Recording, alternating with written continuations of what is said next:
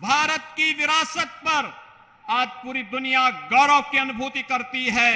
पूरी दुनिया भारत की तरफ आकर्षित होती है। भारत के लोकतंत्र को आज दुनिया अंगीकार करने के लिए लालायित दिखाई दे रही है। वहीं कुछ लोग हैं जो भाइयों बहनों, जो उत्तर प्रदेश में जब आते हैं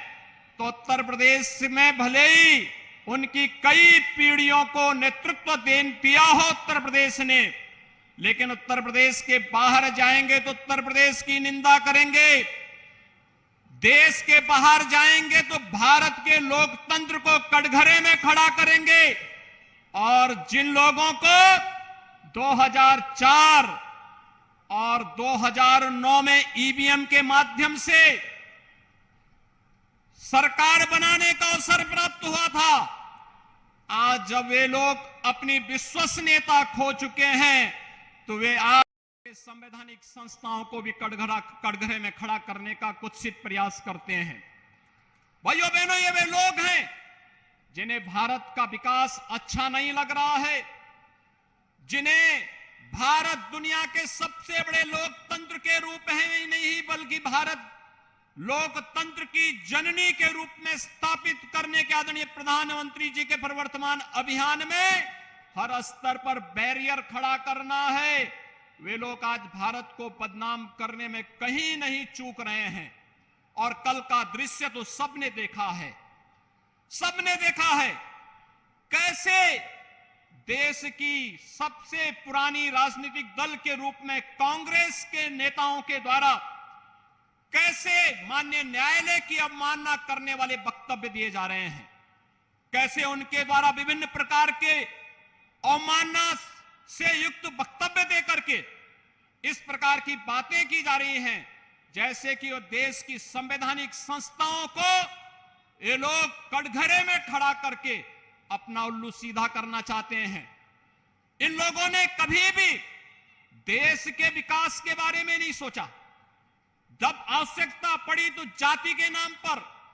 क्षेत्र के नाम पर, भाषा के नाम पर देश को अलग अलग खेमों में विभाजित करने और वादों के नाम पर विभाजित करने का प्रयास किया। जब इन्हें अवसर प्राप्त हुआ तो इन लोगों ने देश में अपने स्वार्थ के लिए नक्सलवाद और आतंकवाद को बढ़ावा दिया। और जब इन्हें अवसर प्राप्त हुआ तो इन्होंने विकास को भी खेमों में बांटने का कुत्सित प्रयास करके अपने कार्यकाल के अंदर भ्रष्टाचार के नए नए प्रतिमान स्थापित किए। लेकिन आज जब भारत विकास की एक नई आभा के साथ वैश्विक मंच पर पूरी तरह छाता हुआ दिखाई दे रहा है, तब इन्हें भारत का विकास अच्छा नहीं लग रहा है। तब ये लोग भारत को हर दिशा में बदनाम करके भारत की इस प्रगति में रोड़ा बनना चाहते हैं। और भाइयों बहनों, कल के दृश्य को पूरी दुनिया ने देखा है, कैसे जब न्यायालय के द्वारा यह भी कहा गया, कांग्रेस के पूर्व अध्यक्ष और लोकसभा के एक सांसद श्री राहुल गांधी जी को कहा गया कि आप माफी मांगिए अपने वक्तव्य के लिए, तो उनके द्वारा कहा जाता कि नहीं, मैं माफी नहीं मांगूंगा। यानी एक पिछड़ी जाति के प्रति किस प्रकार के अनर्गल बयान देकर के एक सामान्य संसदीय शिष्टाचार का भी सामान्य पालन करने का जिन लोगों ने कभी अपने जीवन में उसको अपने जीवन का हिस्सा न बनाया हो, और इसी के लिए कहा गया है, जाके प्रभु दारुण दुख दीना, ताके मति पहले